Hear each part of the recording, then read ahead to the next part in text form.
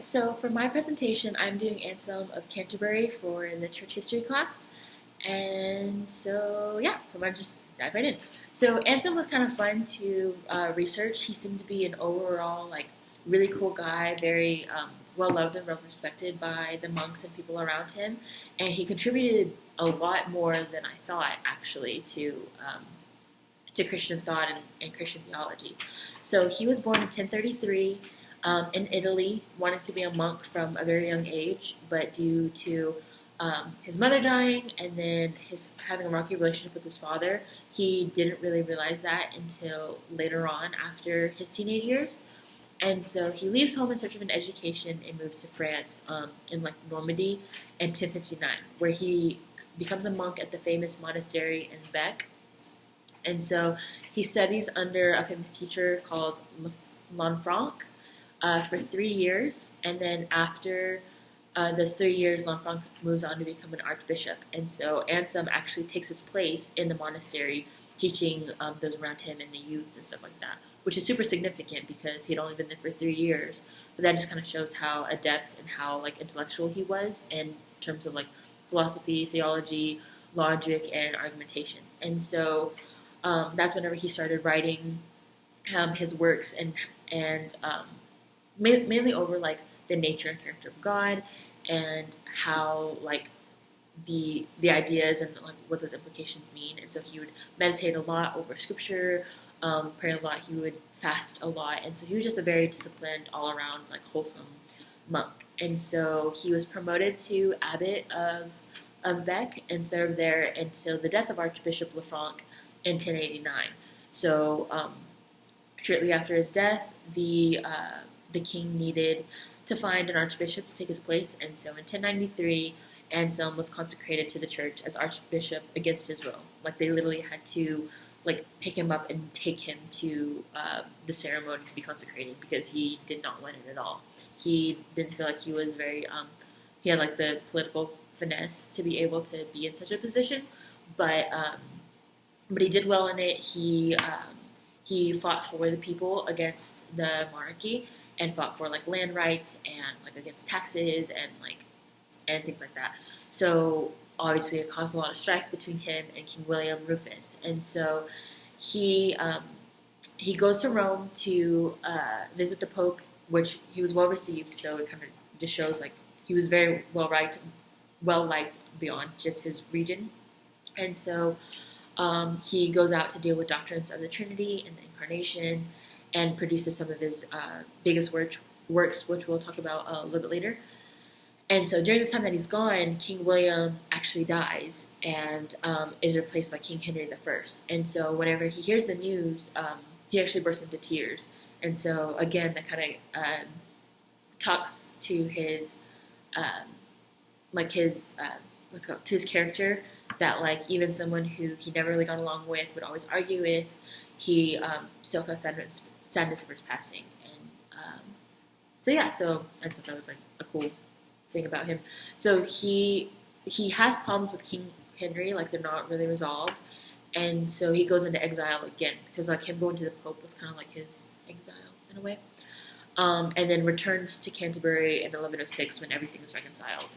So he dies in 1109, surrounded by monks reading him Luke 22:28 through 30. So I'll let y'all go look that up on your own, but it's a really sweet, kind of peaceful passing for him. So he is regarded as one of the first of the great philosopher theologians of the Middle Ages to take Christianity to a new height of sophistication. So his theology and his basis is more on logic and reason than it is strictly scripture, because he was talking. He was in a time where there was a lot of conflict between the church and Jews and Muslims, and so instead of trusting in just tradition or just in scripture when they wouldn't really see that as truth, he tried to prove the existence of God and his atonement theories through logic. And so these would be in his works the proslogion and the Cursus Homo, which means why God became man. So the Cursus Homo was his satisfaction theory of atonement kind of argumentation, and the proslogion was more of like a group of meditations that argued God's existence and character as the highest good. So that later on would be seen as more of like an ontological argument of like how God exists. But for him, it was more of just like, oh, I have these meditations, these thoughts that logically progress, and so I'm going to write it down real fast. And then he ended up making it into a work. And so the idea is basically, if God doesn't exist, then the idea of God remains. Yet the reality of God is absent. Yet the reality of God is greater than the idea of God. Therefore, if God is in quotes, that than which no greater thing can be thought, try saying that part 10 times fast, the idea of God must lead to accepting the reality of God, and that otherwise the mere idea of God is the greatest thing which can be thought. So it's a little bit confusing, but if you like see it, you kind of understand that he's basically saying that the idea of something is inferior to the reality of something. So he bases this off of Psalms 14:1, where it kind of says like even the fool says that God like doesn't exist, or like says that there is no God. So he's saying that like logically, if there is an idea of God and God is the highest thing that can be thought, then that leads to there being a reality of God, because having the idea of something is inferior to actually being the reality of something.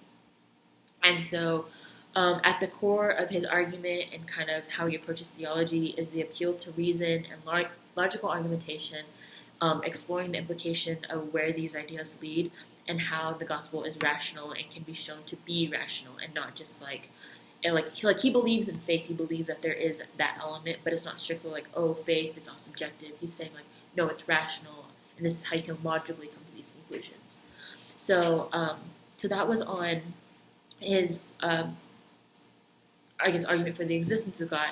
Now his other great contribution was the atonement, and how that plays into human salvation. So for Anselm, he emphasized the righteousness of God, and so in his work Curdus Homo, which is why God became human, he has like a sustained engagement or like conversation over the question of the possibility of human redemption.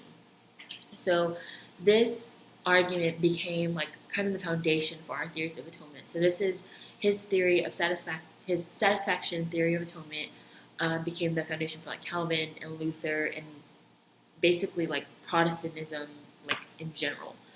And so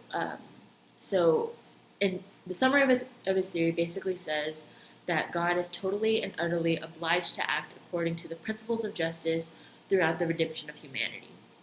So he would say that Jesus became human and died on the cross on our behalf, but not in our place.